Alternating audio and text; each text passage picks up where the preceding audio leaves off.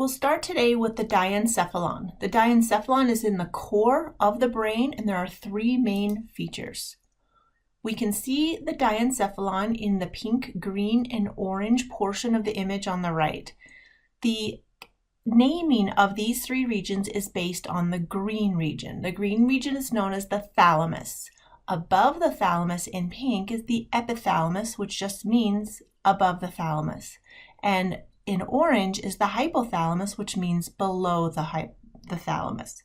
And so it has main functions as directing impulses coming up through the brainstem to the brain, and the thalamus will then direct it where it needs to go, and as well as controlling autonomic functions. So epithalamus is most well known for its role of secreting melatonin. The bulk of the epithalamus is made of the pineal gland. We can actually see the large bulbous portion on the posterior side that makes up the majority of the pineal gland. The thalamus, again, is the largest main area, but it's really like a sensory information relay station. So it's really a switchboard. The hypothalamus in orange is something that we'll talk more about in 202 when we talk about the endocrine system. But at this point, this is the region that is getting information about the body, about all types of autonomic autonomic system things, such as temperature, arousal, hunger, water, electrolyte balance, all kinds of things there, and that will then it controls the pituitary gland, which ultimately sends hormones out to the body to make any changes as needed. So the thalamus, as we look at this view, we're going to look at several views of the thalamus. We can see in green from the sagittal view, it doesn't look like much. It's just sort of a flat surface from this perspective. That's actually two round egg-shaped masses going into the cerebrum on the right and left hemispheres. So this is a frontal slice. So we can actually now start to see that egg-shaped formation. And we have another from the superior view. So if the top of the head has been removed, we're looking down, we actually see these the bulbous rounded portion of the thalamus. So the thalamus is a lot more involved and developed than we normally see from this initial image here. Again, it is a director of impulses, so like a switchboard. I'd also like to point out the third ventricle is this space located between the two thalami. And you don't see that portion when you look at the thalamus from the sagittal view. You really don't notice the third ventricle. But fluid that came from the two lateral ventricles literally come across the thalamus here. This is in front of one, but we don't have the other. And it's ultimately going to go down where our next portion, I'm going to sort of draw an arrow here.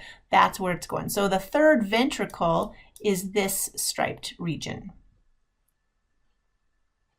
From this image, we can really see the relay station component of the thalamus. We can see that the thalamus is two rounded egg-shaped masses from these various MRI views, but you really see these fiber tracks. These are tracks going through the brain, directing impulses all over. So really everything gets connected through the thalamus as it's coming from the brainstem and up.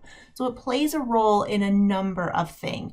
Conscious awareness, emotion, coupling emotion with senses. We're going to talk about a number of these other specific areas, but I'd like you to appreciate the fiber tracks coming through the thalamus and up into the cerebrum. So the epithalamus means above the thalamus, and what we have here is the pineal body. The pineal body, the most important thing that you need to know is that it secretes melatonin. Melatonin is known for being released in the absence of light. So when their darkness falls, then the secretion of melatonin will increase. It plays a role in affecting our sleep-wake cycles, particularly as it affects the hypothalamus. There are many, many other roles of melatonin that we have yet to understand in the human body. There are more regulatory mechanisms known for animals with regard to hibernation and other things like that, but in humans, less so. Some people will take supplementary melatonin for just a few days, and you never want to take melatonin longer than a few days, to adjust for your sleep-wake cycles if you've been traveling across several time zones. Also, melatonin would not be well indicated for children, particularly females in pubescent age range, because melatonin has a dramatic influence on hormone regulations that's not clearly well known. So it's not a great time to be changing or affecting some of the master controlling. So melatonin is sometimes used as a sleep aid, but it really is not ideal because of the many other implications and other effects that it may have that we are not yet aware of, because the research in this area is not clearly defined. In this posterior view, we can see the pineal body in red. The other structures, the two green and the two amber colors, they will be a corpora quadrigemina that we'll talk about in the midbrain. But right now, let's focus on the pineal body in red, and it's between the two thalami that are in yellow. The hypothalamus in orange receives information from our viscera, from our body, our autonomic nervous system. It will then connect to the pituitary gland. The pituitary gland is located here. They've drawn it a little bit strange there, but that's the pituitary gland. And it connects to the pituitary gland by a stalk. I'm sort of just coloring it in here, which is the infundibulum. The underneath surface, we can actually see the pituitary gland colored in blue. The infundibulum is a stalk connecting to in purple. And then just a little posterior to that, we see mammillary bodies. There are these two little bumps on the inferior surface of the brain. They play a role in smell and feeding reflexes, sort of like smelling good food and salivating. So the summary of the hypothalamus is that it really is a part of our limbic system, which we'll talk about in a moment. It is really our autonomic nervous system controller. So everything that we don't want to worry about, if we have to, if we're hot, cold, if we have too many electrolytes, if we need to retain water, if we need to let water go, all the things we're really not thinking about. It controls the pituitary gland and hormones. That's how it makes changes in the body based on things that are going wrong. So if we have too many electrolytes in our body or we're dehydrated, then it's going to send a hormone out to fix that from the pituitary gland. So we'll focus here on the limbic system in just a moment. And so the bottom here is basically the main functions, if you want to think in general, what the hypothalamus does. I want to divert our attention slightly over to gray matter clusters. This is important here. Gray matter clusters within the brain. The gray matter clusters are where synapses occur, as we know. There are a number of pathologies. The most well-known ones are Parkinson's disease, Huntington's disease, and Tourette syndrome. They help a number of functions within the brain. So as far as our class goes right now, just know that basal nuclei are gray matter clusters within the brain. I've highlighted some of the basal nuclei here in this image.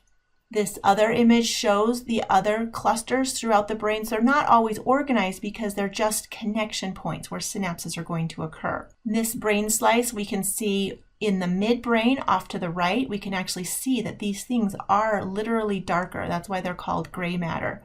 The limbic system isn't a single defined structure, but it is literally a cluster of structures that connect together. And the main thing I'd like you to connect with limbic system is emotions, senses, memory.